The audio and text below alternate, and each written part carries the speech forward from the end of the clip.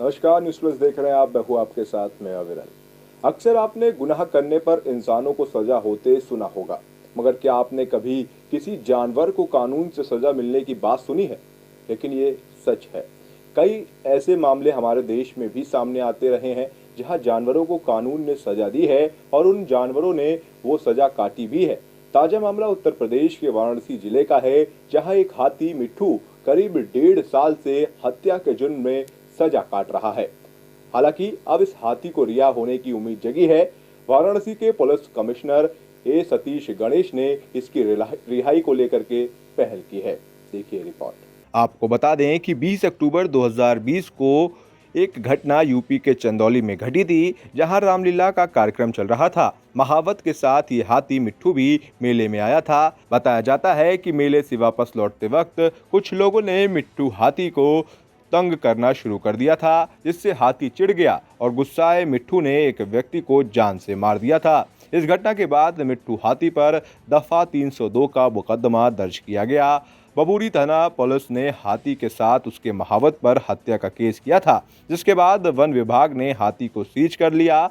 इस मामले में महावत को तो जमानत मिल गई थी, मगर मिट्ठू हाथी आज तक सजा काट रहा है। आसपास के लोगों का कहना है कि बात आगे बढ़ी है और अब मिट्ठू को जल्द रिहा होकर लखीमपुर खीरी के दुधवा नेशनल पार्क भेजने की उम्मीद जगी है। बताया जाता है कि मिट्ठू हाथी के इस दर्द को किसी ने ट्विटर के जरिए वाराणसी के पुलिस कमिश्नर ए सतीश गणेश तक पहुंचाया था, जिसके बाद उन्होंने चिड़ियाघर के डायरेक्टर रमेश पांडे से बात कर मिट्ठू हाथी को पैरोल पर रिहा करने की बात की। वीडियो में जकड़े मिट्ठू हाथी की रिहाई की उम्मीद जगी है। सोशल मीडिया के माध्यम से एक जानकारी हमें मिली थी कि जनपद चंदौली में एक पिछले साल की घटना थी जिसमें एक व्यक्ति की जान चली गई थी और उस संबंध में एक बेजुबान जानवर हाथी को रामनगर के डीएफओ का जो उनका संरक्षित क्षेत्र है वहाँ पर रखा गया है।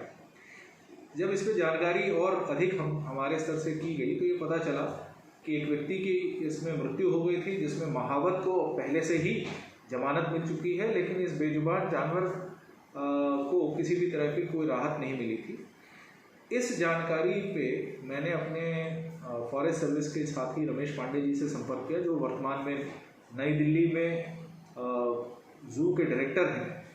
तो उन्होंने दुधवा के फील्ड डायरेक्टर से संपर्क साधते हुए इस हाथी को वहाँ शिफ्ट कराने का प्रबंध किया है। वर्तमान में ये है कि चूँकि अभी लॉकडाउन और कोरोना कर्फ्यू चल रहा है और जैसी ही ये चीज़ें थोड़ी सी नॉर्मलाइज होंगी, उसके उपरांत मुझे पूर्ण विश्वास है कि जो स्थान है एक जंगली जानवर के लिए जो सुरक्षित स्थान है, यानी कि दुधवा का जो जंगल है, वहाँ पर इन्हें शिफ्ट किया जाएगा और ये पिछले जो साल भर से इसको रामनगर के संरक्षित क्षेत्र में रखा गया है, उससे उसे मुक्ति मिलेगी। Bureau report, news plus. गांव में कोरोना के संक्रमण के फैलने के कारण लखनऊ के डीएम अभिषेक प्रकाश ने आज गांव का दौरा किया और कोरोना नियंत्रण टीम के कार्यों का जायजा लिया और स्थानीय लोगों से बात भी की।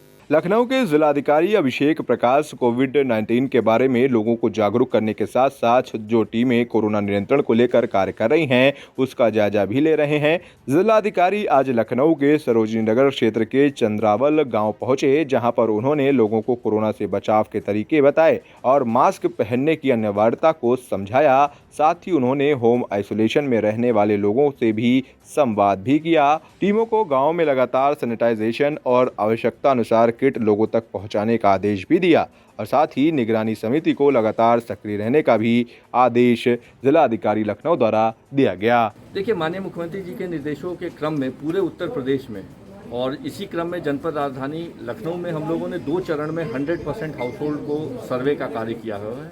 इसमें मेडिकल सर्विलांस हो रहा है। हमारी आरआरटी और विशेष रूप से चेतक आरआरटी जो मोटरसाइकिलों पे चलती हैं, गांव के हर गली मोहल्ले तक पहुंचती हैं। हर जो हमारी अगर संकरी सड़कें भी हैं वहाँ पे भी ये चेतक आरआरटी पहुँचती हैं। हर घर के हर व्यक्ति की थर्मल स्क्रीनिंग की जा रही है, सिम्टोमेटिक है कि नहीं इसको चेक किया जा रहा है। अगर कोई भी लक्षणात्मक पाए जाते हैं तो तत्काल प्रभाव से तभी के तभी हाथों हाथ उनको निःशुल्क दवाई की किट भी दी जा रही है। लोगों को बचाव के उपाय बताए जा रहे हैं, सैनिटाइजेशन का एक विशेष ड्राइव चलाया जा रहा है और साथ ही साथ हमारे जो कंट्रोल कमांड सेंटर का नंबर है 0522 452 1300 अर्थात 0522 452 3000। इस पे अगर किसी को कोई दिक्कत होती है तो तत्काल प्रभाव से वो संपर्क भी कर सकते हैं। तो ये जागरूकता, साथ ही साथ 100% स्क्रीनिंग और दवाइयों का डिस्ट्रीब्यूशन सुनिश्चित किया जा रहा है। न्यूज़ प्लस के लिए लखनऊ से अभिषेक पांडे की रिपोर्ट। समाजवादी पार्टी के प्रवक्ता और एमएलसी सुनील सिंह साजन ने आज मोदी सरकार पर हमला बोला है और तंज कसते हुए कहा है कि मोदी जी सच कहते हैं। आपदा में अवसर ढूंढना। मोदी सरकार ने जिस तरह से कोरोना के कहर के बीच लगातार डीजल, पेट्रोल और गैस के दाम बढ़ाए हैं और आम लोगों की पहुंच से इन तीनों चीजों को दूर कर दिया है, वाकई मोदी सरकार ने आपदा में अवसर खोजा है और उससे पूरा देश आज परेशान है। देखिए, डीजल और पेट्रोल, गैस के दाम लगातार जब से मोदी सरकार इस देश में आई है तब से बढ़ रहे हैं। लेकिन एक साल में पूरा देश कोरोना महामारी से लड़ रहा है और वहीं जैसे जैसे कोरोना बढ़ रहा है उसी स्पीड में डीजल और पेट्रोल के दाम मोदी सरकार बढ़ा रही है। मोदी जी सच ही कहते हैं, आपदा में अवसर खोजना। ये बात कोई समझ पाया और ना समझ पाया हो, लेकिन मोदी सरकार ने आपदा में जो डीजल और पेट्रोल के दाम बढ़ाने का अवसर खोजा है उससे पूरा देश परेशान है। सीएम योगी आदित्यनाथ और उत्तर प्रदेश सरकार की नाकामी एक बार फिर से सामने आई है। यूपी में उन्नाव, कन्नौज, कानपुर और रायबरेली के बाद अब संगम नगरी प्रयागराज में भी गंगा नदी के किनारे शवों को रेत में दफनाए जाने का हैरान करने वाला मामला सामने आया है। सरकार की तरफ से बयान और आदेश तो इस मामले में बहुत जारी हुए, लेकिन जमीनी हकीकत आपके सामने है। देखिए वाराणसी की गंगा घाटों की ये रिपोर्ट। यूपी में उन्नाव, कन्नौज, कानपुर और रायबरेली के बाद अब संगम नगरी प्रयागराज में भी गंगा नदी के किनारे शवों को रेत में दफनाए जाने का हैरान करने वाला मामला सामने आया है। भगवान राम और निषाद राज की मिलन स्थली ऋग्वेरपुर धाम में गंगा के किनारे बीते करीब 1.5 महीने में हजारों शवों को गंगा नदी के किनारे रेत में दफन कर दिया गया है। इसके साथ ही अभी भी शवों को रेत में दफनाए जाने का सिलसिला जारी है। शवों को दफन कर चारों ओर बांस की घेराबंदी कर दी गई है ताकि लोगों को पता चल सके कि यहाँ पर शव को दफन किया गया है।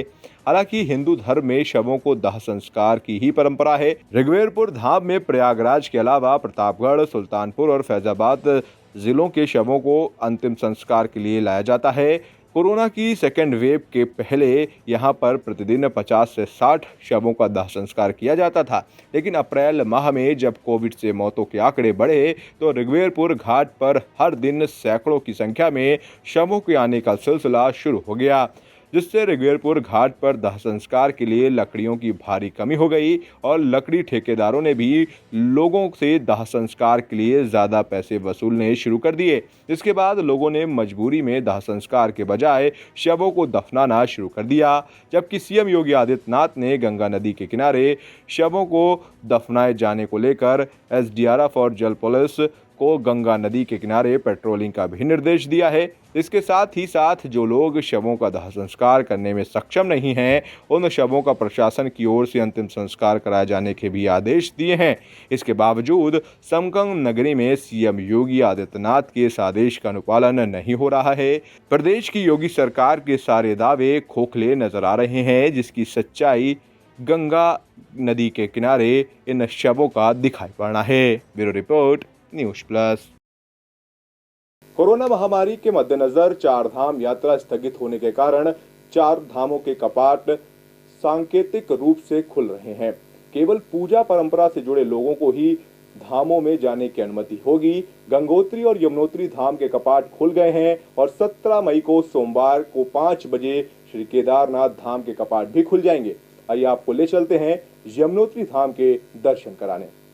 4 धामों में से एक धाम यमुनोत्री से यमुना का उद्गम मात्र 1 किलोमीटर की दूरी पर है। यहाँ बदरपुंछ चोटी के पश्चिम अंत में फैले यमुनोत्री ग्लेशियर को देखना अत्यंत रोमांचक है। गढ़वाल हिमालय की पश्चिम दिशा में उत्तरकाशी जिले में स्थित यमुनोत्री 4 धाम यात्रा का पहला पड़ाव है। यमुनोत्री 4 धाम यात्रा का पहला पड़ाव है। यमुनोत्री पावन नदी का स्रोत कालिंदी पर्वत है। तीर्थ स्थल से 1 किलोमीटर दूर यह स्थल 4421 मीटर ऊंचाई पर स्थित है। दुर्गम चढ़ाई होने के कारण श्रद्धालु इस उद्गम स्थल को देखने से वंचित रह जाते हैं। यमुनोत्री का मुख्य मंदिर यमुना देवी को समर्पित है। पानी के मुख्य स्रोत में से एक सूर्य कुंड है जो गर्म पानी का स्रोत है। यहाँ पर प्रकृति का अद्भुत आश्चर्य तप्त जल धाराओं का चट्टान से भभकते हुए ओम सदृश ध्वनि के साथ निस्तरण है।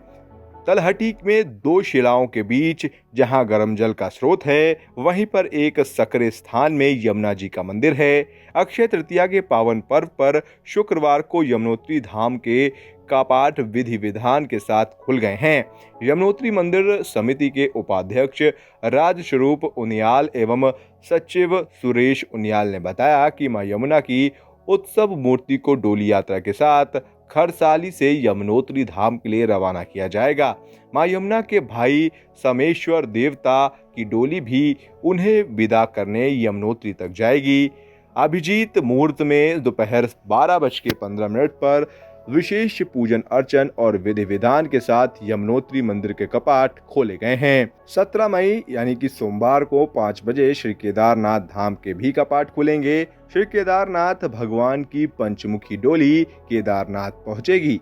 देवस्थानम बोर्ड के अपर मुख्य कार्यकारी अधिकारी BD सिंह डोली के साथ चल रहे हैं। उन्होंने बताया है कि कोविड महामारी को देखते हुए इस बार कपाटोद्घाटन में पुजारी, तीर्थ पुरोहित एवं पलगिरी समेत कुल 25 लोग ही शामिल हुए हैं। इन सभी लोगों की कोरोना जांच भी कराई गई है। Special desk news plus. फिलहाल अभी के लिए इतना ही। देखते रहिए न्यूज़ प्लस। नमस्कार।